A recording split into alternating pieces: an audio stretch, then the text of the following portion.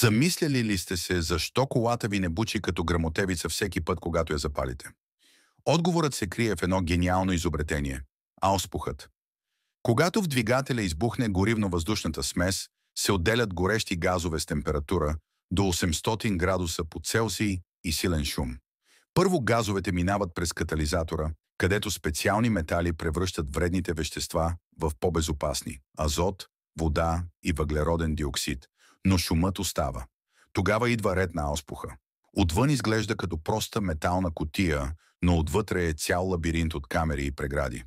През тях газовете преминават лесно, но звуковите вълни започват да се блъскат, да се отразяват и да се гасят една друга.